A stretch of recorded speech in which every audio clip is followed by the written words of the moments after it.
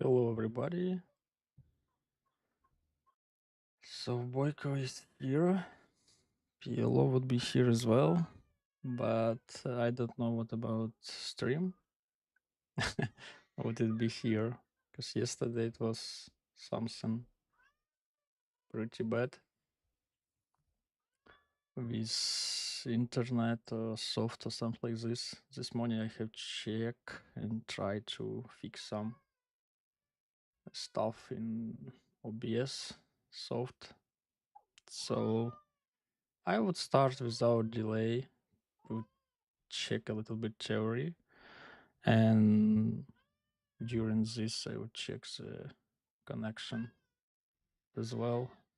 So if it would be okay, I will jump to the tables. Probably to the rec tables I haven't played yesterday on the stream.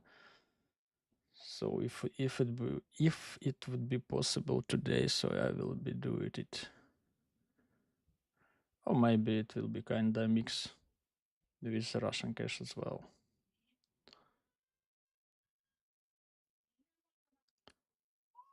So let's start with the theory. Yeah, without delay, so you are free for your questions. Always appreciate. So let's start.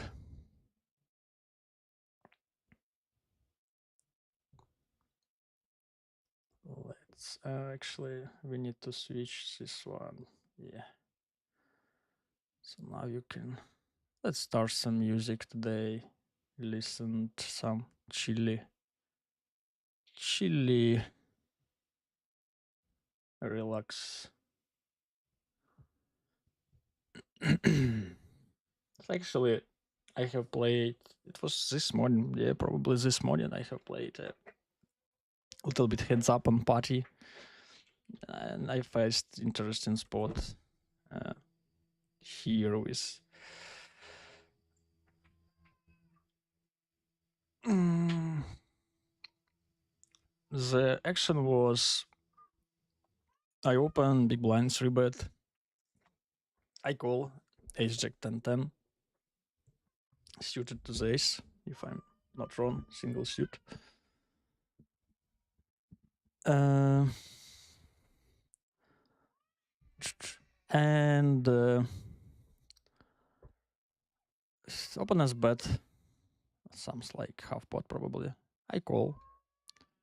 Turn check, and on the turn I made my first mistake because we should bet most of our ace jack 10-10, probably to fold ace queen, ace king, and potentially even maybe bluff some reverse as well. And then I check after my check opponents bet not full pot but around to 3/4 on the river, and the question was, do I need to call my hand? Actually I need if I check it back even against spot. And let's see against 1/3 how much ace we actually calling or folding. So you're folding 22% of our aces here, like top pair. And actually this hand go to the raise. How many we are? We are raising 23% of the hands. This is actually quite a bit interesting one. And this one of this hand go to the raise. Again, small size and call against big. Yeah, we would have a lot, like quite a bit of full houses, 17.5% of full houses. And we need to balance it somehow with bluffs. So we are raising 75%. It would be around 13, I believe. 13. So we adding 10% of our bluffs. And it would be mainly actually middle pair. Interesting about trips. Do we actually raise to bluff or to offer value? Because I'm not sure with the trips. This is interesting one. Probably for a bluff, it would be kind of the most weakest trips, something like this. Actually, top pair will raising just a little bit. Top pair like to do. Hello, Andreas. Thank you. Yeah, have a nice time with the family. Today, beautiful weather. I already run 10 kilometers, so enjoy your time with the family and with a great dance for where. Okay, so let's see. Let's see which trips we should race here. Always interesting this, how Solar appreciates this. Actually, looks like it raises for value because we are raising this top like nuts kicker. Interesting one, and it it could be the idea that opponent would call this worst and fold strongest. So like if he raised here pot, he should probably fold some straights. Yeah, a lot of straights he should fold. So, but he wouldn't call many. Actually, he wouldn't call like one pair, but he would call 67% of trips, and it would be some weaker trips for it, so which we can beat. So it's always interesting to see this stuff from solver when we really intuitive to raise trips, to try to fold straight and get called by weak trips. And what about big size, and how often how many full houses do we raise? 40%. So let's see. Ace nine pure raise, yeah. What will be next one? 9-7 pure raise. Okay. I actually think there are not so many players I saw who would raise this even in heads up. 9-6. Close. 7-7. Just call. Okay, so 9-6 is the bottom. Interesting one. Okay. Okie dokie. So looks like we are not too bad with internet connection, at least for our first 8 minutes, which I'm pretty happy. Hi, Jimisk. Hi. Hello, my friend. How are you doing today? I hope you are much better in mental. Teach me something new. I believe you know everything, my friend. Just need to play discipline, and you will be the best. I believe you're pretty smart. What actually do you think about this river spot when we raising trips? Try to fold some straights from our opponent range. No, actually, it mostly against small blade. And when he pots, I believe it should be a little bit another story. Let's see, do we raise the trips? Actually, we are still raising half of our trips here. Not too many straights, so value betting the river right. From he, I believe again in his potting rates should be not so many, but in the small would be quite a bit. It was around 17%.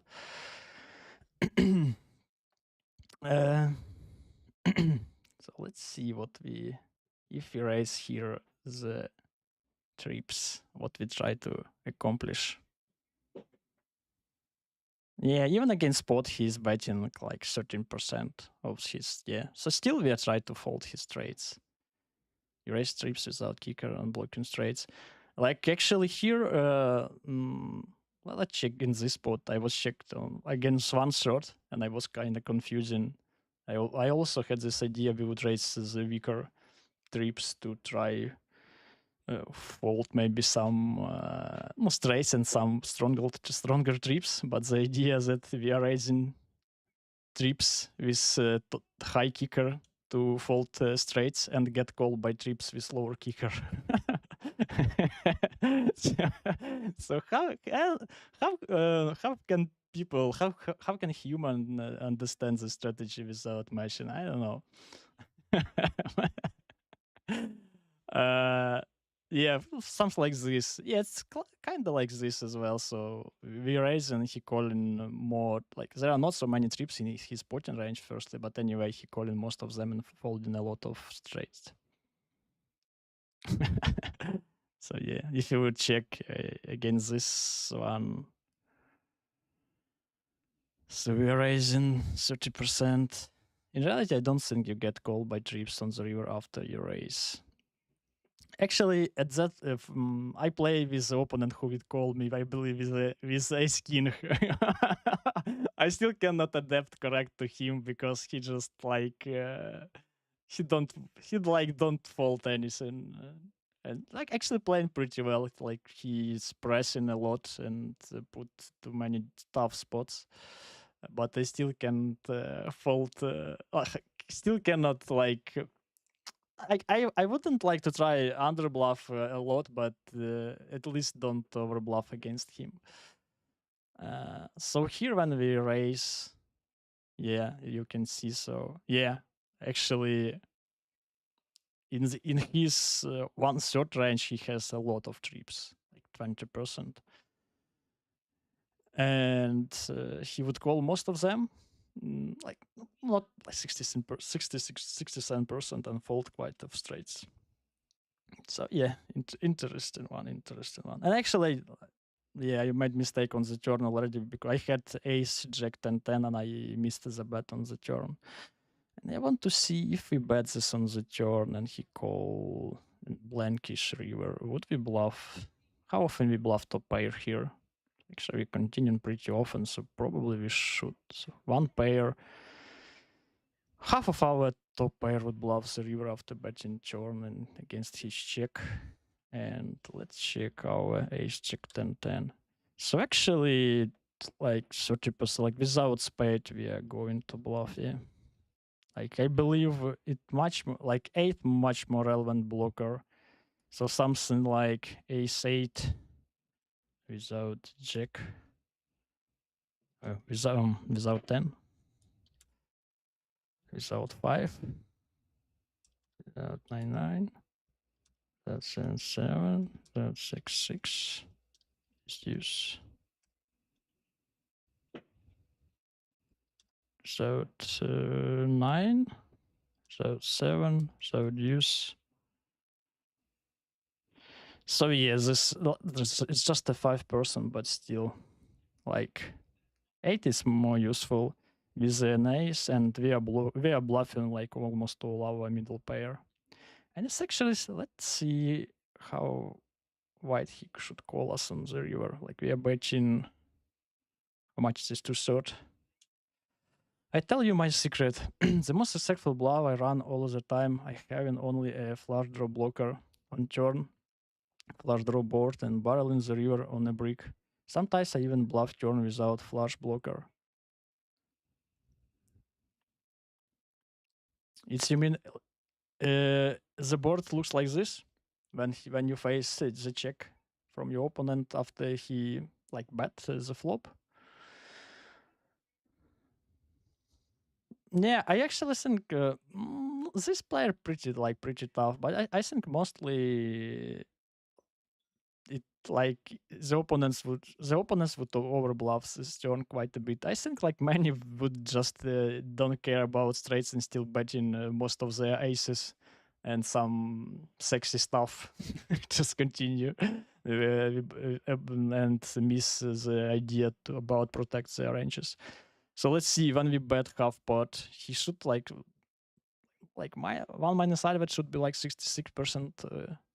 he should defend. I think he would like even Solar would overfold because this card is pretty good for us. So at least 50-60% he should defend, I believe. Yeah, actually pretty close to the Solar, like 58. And 9%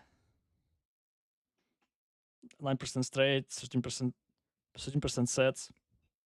So like I should bet my ace check 10-10 for sure here. It was like a big mistake from my perspective. And when he calls river brick, let's see how. So against this one, he should probably defend around 60%, I believe, something around that. Maybe 55. Okay, so here he overfold a little bit. Worst to pair folds on the turn with the barrel. Yeah, and we would fold ace queen, which we are losing with our ace check 10-10. So here he defend all set. Like just this is like the strongest spot. Yeah, and like to pair with some straight blockers, nothing special. How about actually connection?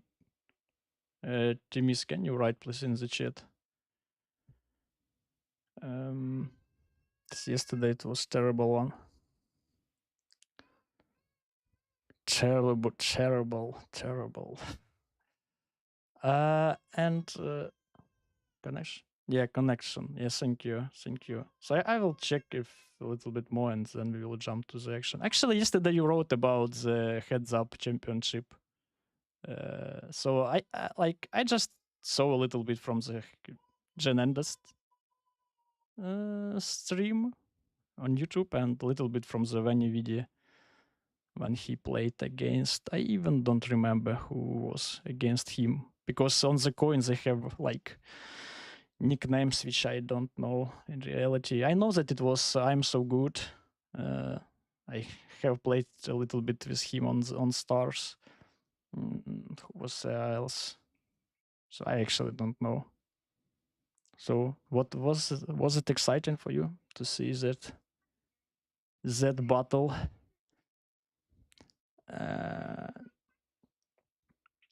So here was a hand. I open button, pretty standard. Nice hand to open. Gucci Nike is the best in the world, and he's getting owned in the finals. Do you know who is this? Because I heard about this nickname. Like he's just on. I believe his nickname only on the coin poker. This Gucci Nike. So I don't know who is reality, or maybe at least on Stars.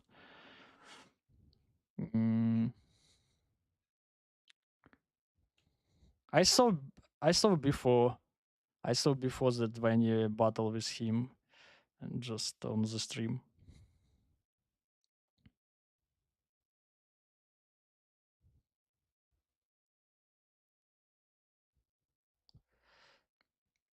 And what was actually the structure of this championship? Like I believe it was like a 10,000 buy-in, or it was just cash.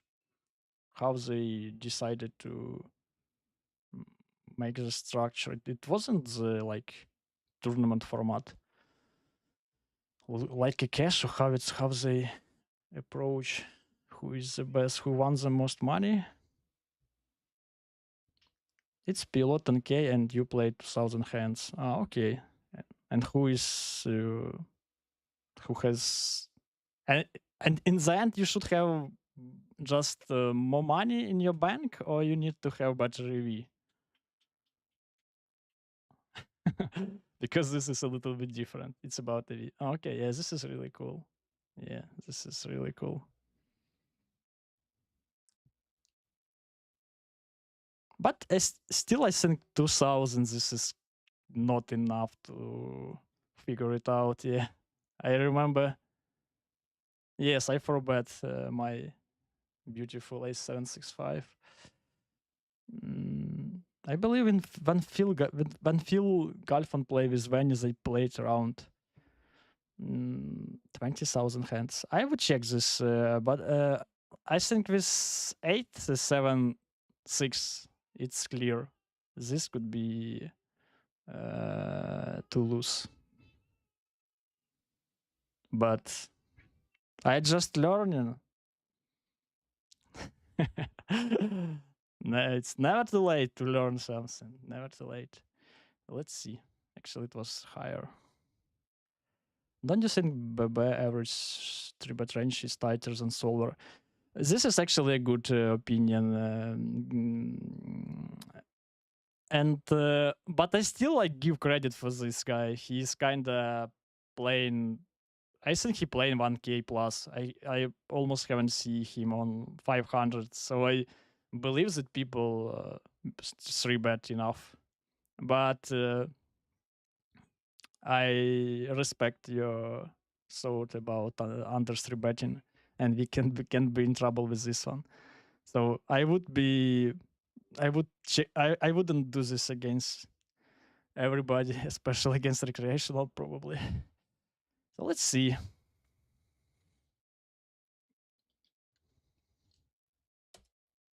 So yeah, in Solar World, this is clear. Not a huge difference, but still, my experience is very little over 3-bet and not so many 3-bet normal and most 3-bet less. So the bluff 4-bet doesn't achieve anything. Could be, could be.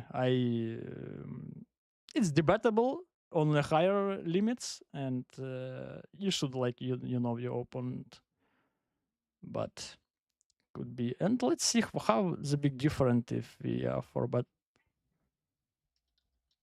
Sounds like this. Okay, so this is much higher EV, much higher EV, and like the post flop was actually interesting as well, but it's like it's stuffed. Like I believe we wouldn't have the.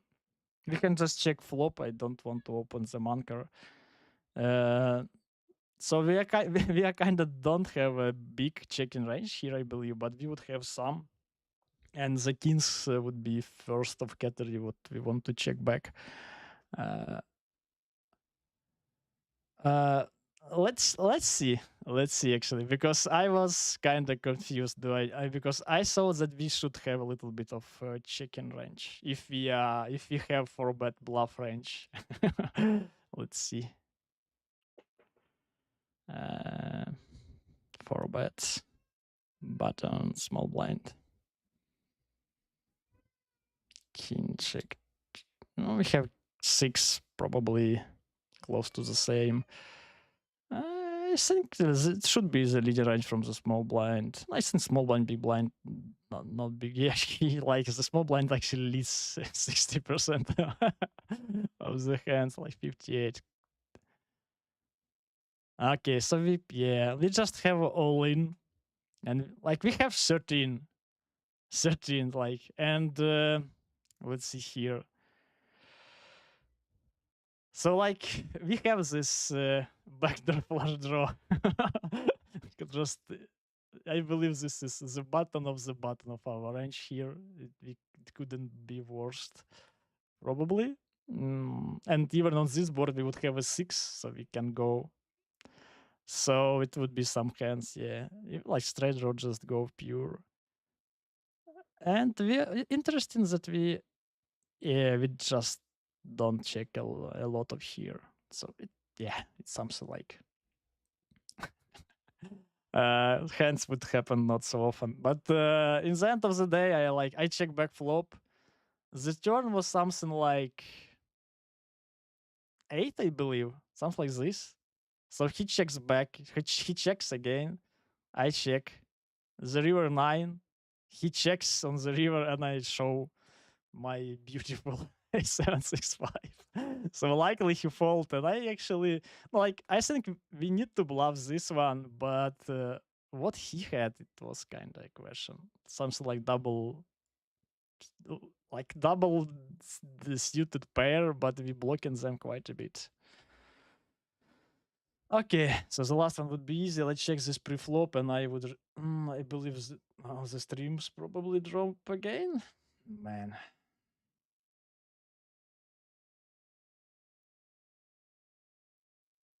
This is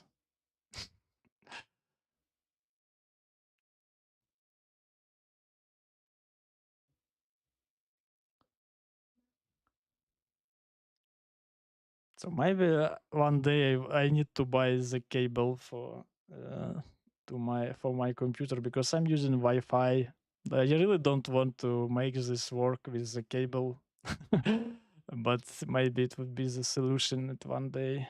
So I don't know. I believe now we are back. Let's check this one for the last, and I would start the tables. I hope it would be somehow okayish. Let's see this one. Do we need to jump? I think against one opponent we should just fold. Against two could be different.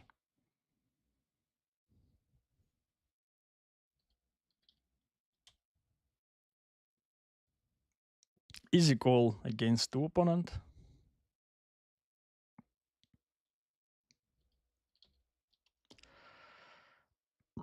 And close call against one.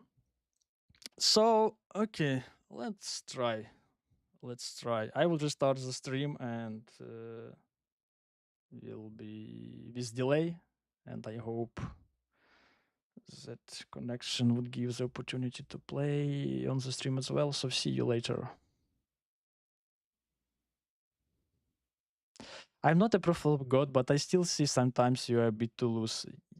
Yes, I also I understand what you're talking about, but it's like how to say it. I still think that this is could be profitable because the opponents should like fighting back with over aggression against this. So if they just call me, I kinda don't mind. So the most what I am afraid when I go over like to lose pre-flops that they would three bet me more and four bet me like more as a solver. And as you told, like they don't even three bet enough, like GTO in many cases. And I haven't seen that people really adjust to lose like sometimes like, but you should go like over the red line, so then they will punish you. And this kind of uh, a little bit more double suited connector stuff. Nobody, I haven't seen that they go crazy with their double suited stuff and forward me with this. So this is debatable. But yeah, against GTO machine in some spot I go to lose. Okay, so let's try.